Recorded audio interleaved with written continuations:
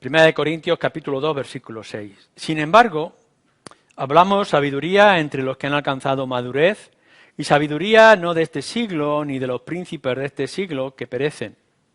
Mas hablamos sabiduría de Dios, el misterio, la sabiduría oculta, la cual Dios predestinó antes de los siglos para nuestra gloria, la que ninguno de los príncipes de este siglo conoció, porque si la hubieran conocido nunca habrían crucificado al Señor de gloria.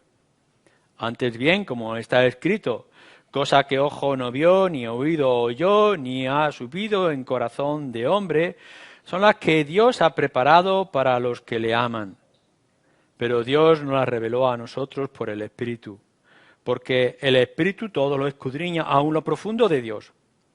Porque ¿quién de los hombres sabe las cosas del hombre, sino el Espíritu del hombre que está en él? Así, tampoco nadie conoció las cosas de Dios, sino el Espíritu de Dios. Y nosotros no hemos recibido el Espíritu del mundo, sino el Espíritu que proviene de Dios, para que sepamos lo que Dios nos ha concedido.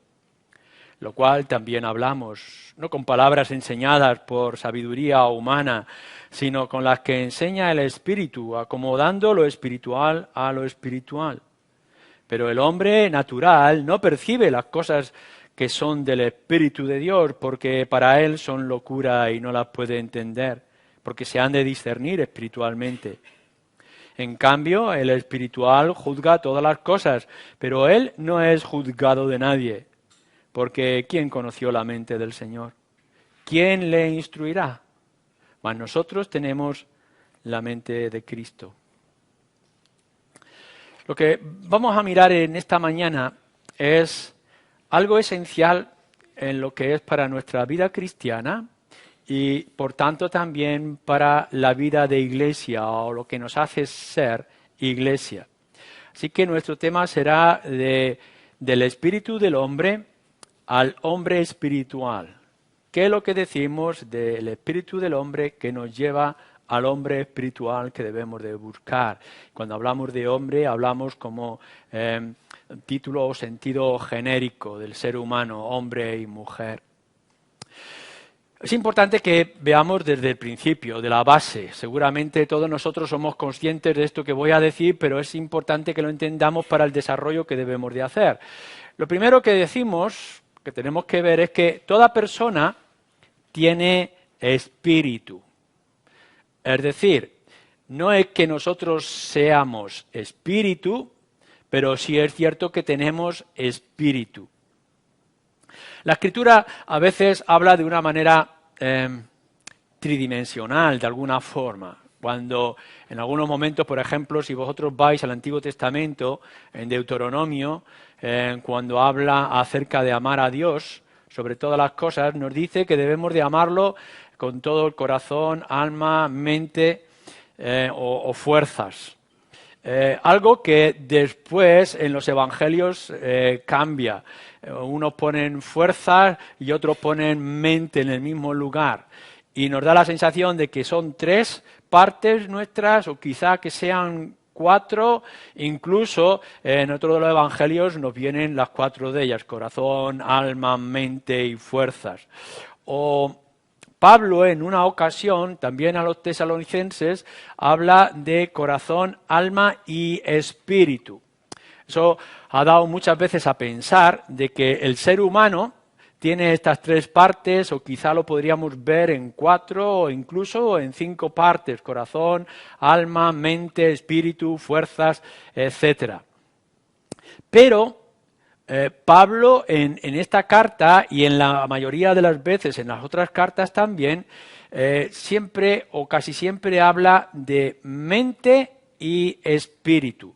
Si, por ejemplo, miráis en el capítulo 5, en el versículo 5, dice acerca de un acto de disciplina que se tiene que hacer con una persona en la iglesia: el tal se ha entregado a Satanás para destrucción de la carne, a fin de que el espíritu sea salvo en el día del Señor Jesús. Así que habla de carne, lo que es el cuerpo, y habla del espíritu. En el capítulo 7, si pasáis un poquito más adelante, en el versículo 34 nos dice también Hay asimismo diferencia entre la casada y la doncella. La doncella tiene cuidado de las cosas del Señor para ser santa, así en cuerpo como en espíritu. Pero la casada tiene cuidado de las cosas del mundo, de cómo agradar a su marido. Así que hablando de las mujeres, también aplicándolo también a los hombres, tienen el cuerpo y tienen el espíritu. Algunas de ellas tienen la carga del marido. Pero lo que nos dice aquí de lo que está formada la mujer es de cuerpo y de espíritu. Segunda de Corintios y en otros lugares de las Escrituras da esta idea. Es decir, que el ser humano, tú y yo, estamos formados por lo que se ve, que es nuestro cuerpo, y por lo que no se ve, que es parte de nosotros y forma lo que somos, que es el ser interior o el espiritual, o quizá podríamos dividirlo en ese ser espiritual de espíritu y de alma. Hay algo que nosotros podemos hacer con nuestros sentidos. Es decir, podemos oler, podemos tocar, podemos ver, sentir ciertas cosas, expresarnos, dolernos o alegrarnos, llorar, reír.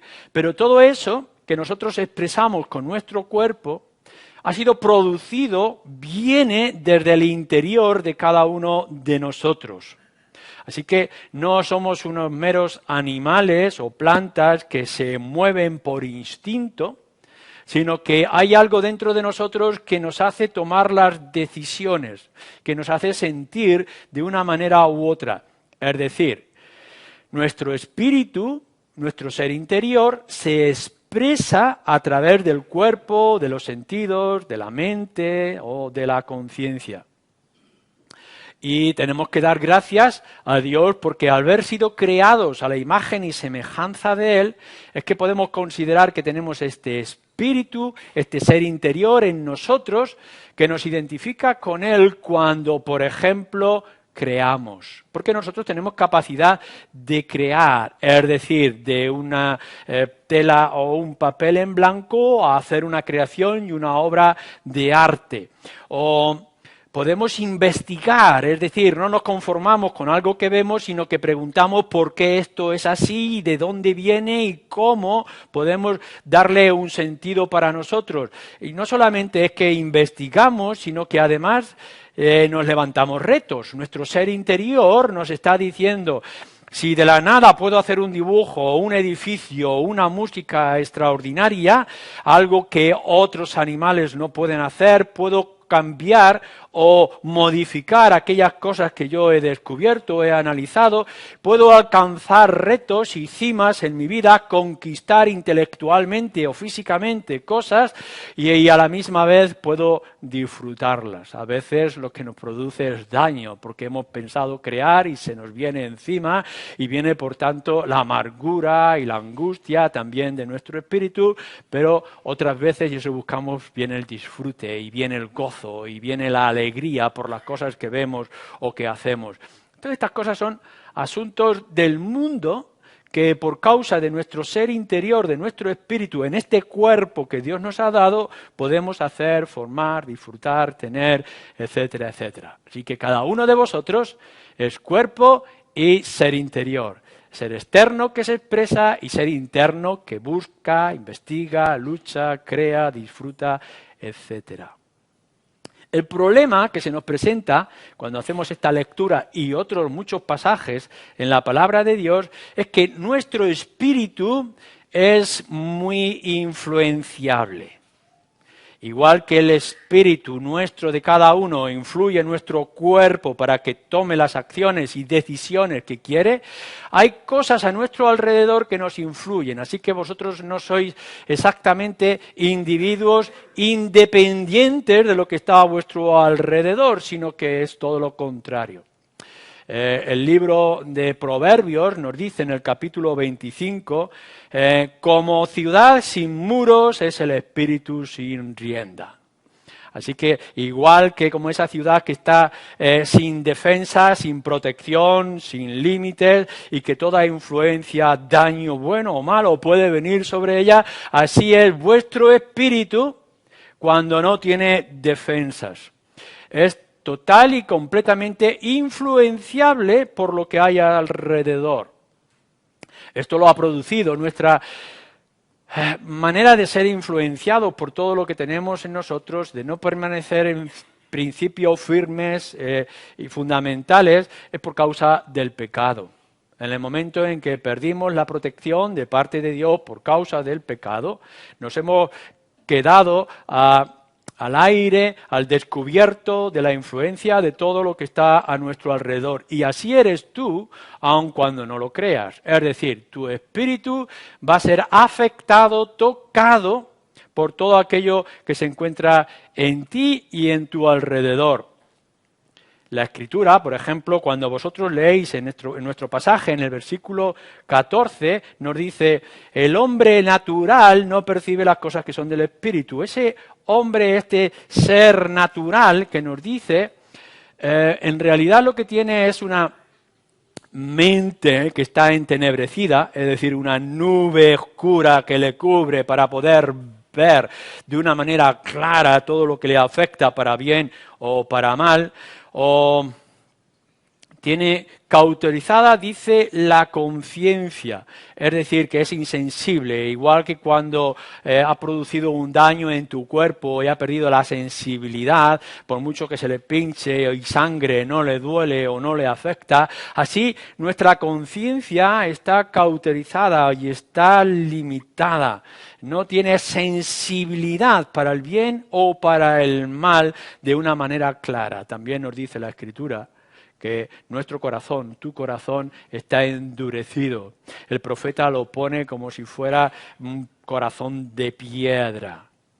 O hay lenguaje mucho más duro, más dramático, que podéis encontrar en las Escrituras. Así que tú, aun cuando eres un ser espiritual y tienes un ser interior que te hace todas esas cosas que anteriormente hemos dicho, es verdad que por ser este ser natural que eres, estás limitado en todo lo que es tu expresión de mente, en todo lo que es tu conciencia, en todo lo que es tu corazón y por tanto todas las demás decisiones. Pero no solamente esto, sino fijaros otra vez en nuestro texto, en el versículo 12, que nos dice, y nosotros no hemos recibido el espíritu del mundo, sino el espíritu que proviene de Dios. Hay un espíritu del mundo que nos influye, que te afecta, que te dirige, o te maneja para ser incluso más crudos y más realistas. Eres seducido constantemente por las cosas. Estoy seguro de que todos y cada uno de vosotros o de nosotros está siguiendo algún tipo de modas. No solamente en la moda del vestir, sino en la moda de la comida y en la moda de las dietas.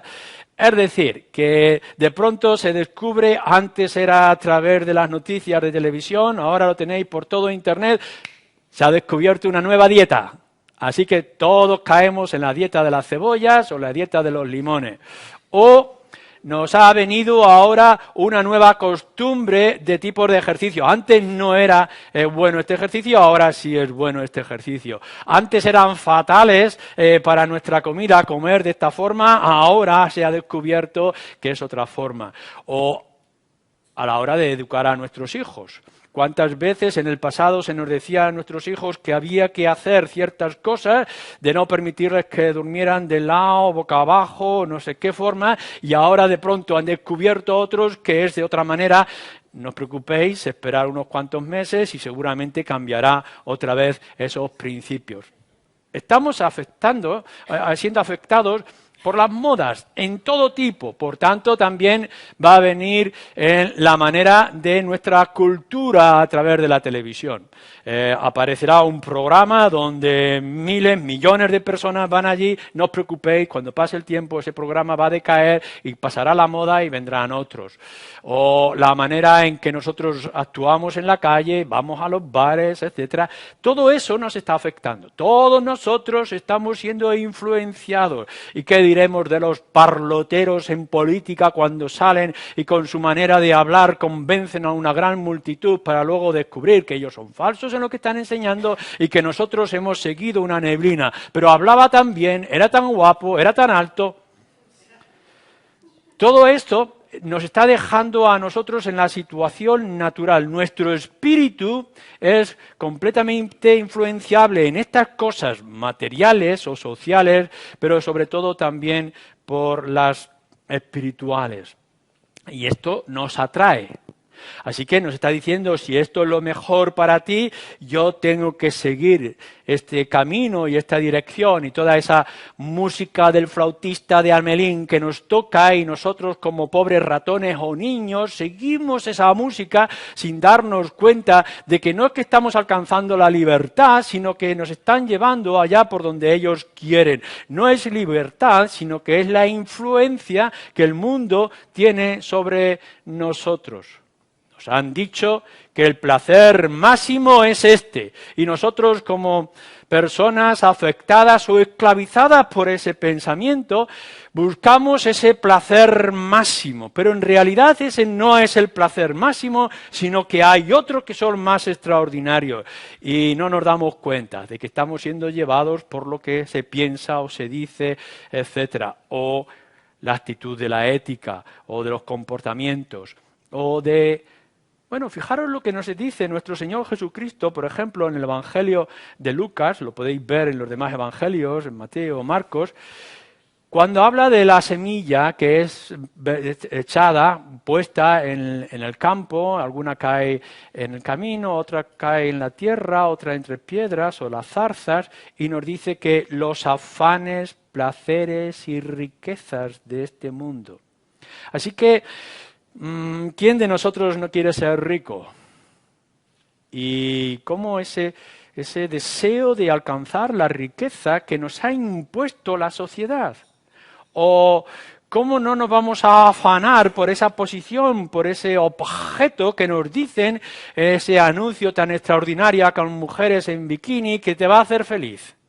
Y por tanto nosotros volcamos pensando de porque este coche corre libremente por la calle, ese coche nos traerá la felicidad, y nos afanamos por trabajar un poco más y adquirir ese coche o esa casa en la playa o aquel otro trabajo más fructífero o aquella otra actitud, etcétera. Así que las riquezas, los afanes, los placeres de este mundo nos están engañando y nos están llevando allá por donde ellos quieren. Y si tú piensas que eres libre de estas cosas porque seas rico o pobre o porque seas sabio o menos sabio, te engañas. Porque un análisis bastante ligero de nuestro propio estado, sea quien sea el que podamos encontrarnos aquí, nos daremos cuenta de cómo estamos siendo parte del engaño de este mundo, y nuestro espíritu se deja llevar por la influencia que nos están tocando, la música que nos están presentando. Pero no solamente eso. Nos dice la Escritura que no solamente tenemos el enemigo de nuestra propia insensibilidad o de nuestro corazón o de los engaños adúlteros del mundo, sino que además tenemos un enemigo maligno y terrible que crea en nosotros inmenso temor y nos amenaza. ¿Y cuántos de nosotros llegamos a un punto de decir, sí, suena bien y bueno aquello que me ofrece el Evangelio o el cristianismo, pero es que me va a traer tantas consecuencias y me va a hacer tanto daño? Y entonces vendrán los seres de mi familia y mis amigos que me van a afectar en mi ánimo, en mi casa, en mi trabajo, y por tanto crea en nosotros un temor en nuestra vida. Y nuestro espíritu es frenado porque aun sabiendo que aquel camino es el correcto, la influencia dañina o el temor del diablo nos hace decir no, y nos frena. Amenazados por el diablo, muchas veces no damos los pasos correctos en nuestro espíritu. Y vuelvo a decir, no os engañéis. ¿Cuántos de nosotros decimos que el Evangelio es bueno y nos avergonzamos del Evangelio por lo que puedan decir o pensar acerca de nosotros? ¿Cuánta gente no se avergüenza de cómo viste o no se avergüenza de qué chistes cuenta o de qué manera se ríe, pero en cambio sí se avergüenza de lo que puedan decir en el mundo por venir un domingo por la mañana aquí con lo bien que están ahora en el Torreón viendo el carnaval? Atemorizados. Así que nuestro espíritu es bueno. Tenemos el Espíritu que nos hace ser imagen de Dios, que podemos disfrutar y podemos crear y recrear, pero a la misma vez nuestro espíritu está siendo llevado de una manera constante por la influencia que hay a nuestro alrededor, la amenaza o los temores. Quizá en alguno de vosotros puede estar aquí en esta mañana pensando, bueno, yo he dado un paso hacia adelante. ¿Podría haber algún momento en alguno de vosotros donde viera la luz y entendiera algo del Evangelio? Es lo que en muchas ocasiones llamamos esa gracia común que te dice, no está bien lo que haces, o no es esta la actitud adecuada, o este es el Evangelio que debería de tener en tu corazón. Y hay algo en ti que te dice, sí, es verdad. Pero volvemos otra vez a lo que hemos visto de la parábola de las semillas y cómo viene otra vez el maligno y aplasta y apaga esa luz que parecía que iba a brotar. Lo que parecía que era vida, en realidad era algo circunstancial. El Señor Jesús habla también de esos que creen momentáneamente, de que toman decisiones emocionales por algún momento. Lo que sí tenemos cierto es que nos dice la Escritura, el versículo 7 de nuestro pasaje, que hay cosas que nuestro espíritu no llega a entender o no llega a percibir si no hay un cambio en él. Así que, si es verdad, algunos de vosotros que no sois creyentes, venís aquí, escucháis el Evangelio, os puede agradar, pero claro, volvéis a la calle y esos 360 días restantes que tenéis en el mundo vais a seguir recibiendo una influencia que va a apagar la pequeña llama que iba a surgir.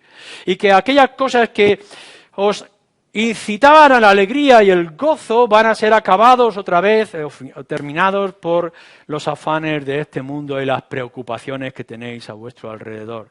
Porque hay algo que vosotros no podéis percibir, los no creyentes, si no tenéis el Evangelio. Fijaros lo que nos dice otra vez nuestro texto en el versículo 14. Pero el hombre natural no percibe las cosas que son del Espíritu de Dios, porque para él son locura y no las puede entender porque se han de discernir espiritualmente. No podéis percibir, aquellos que no sois creyentes, las grandezas del Evangelio, el misterio que ha sido revelado. Podéis ver quizá el reflejo de esa grandeza en las personas que han sido cambiadas y transformadas. ¿Cuántas veces vosotros los creyentes habréis escuchado estas palabras? Me gustaría tener lo que tú tienes. Me gustaría ser como tú eres. ¿Cómo me encantaría tener la paz que vosotros tenéis? Y por más que nosotros le decimos, lo único que tienes que hacer es aceptar al Señor Jesucristo como tu Salvador y tu Señor, estas personas no lo perciben, ven el reflejo de la luz, pero no entienden la luz. Porque no pueden percibir estas cosas. Cuánta gente lee las Escrituras una y otra vez y pueden ver que es verdad. Grandes cosas que aquí se nos revela en la enseñanza y en los milagros de nuestro Señor Jesucristo que no pueden negar, pero no pueden ir más allá. Y se quedan como en un velo. Es como cuando el Señor hablaba en parábolas donde algunos entendían y otros no entendían. Es más, nos dice nuestro versículo que lo que ellos ven es una locura.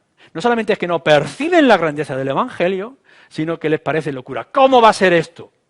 ¿Cómo va a ser esto posible?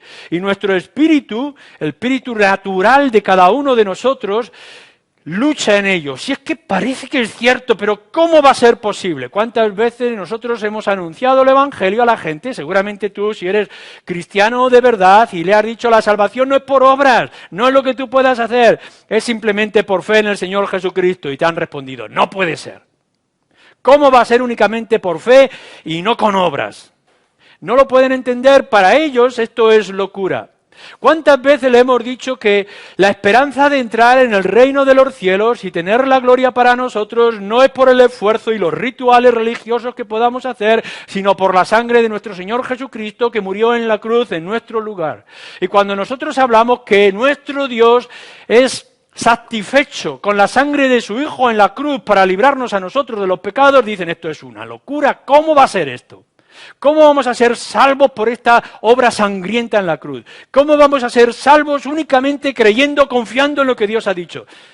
Esto es lo que dicen las Escrituras, esto es lo que se expresa de principio a fin, pero no lo pueden percibir porque para ellos esto es una locura. ¿No las entienden? Nos dice el versículo también.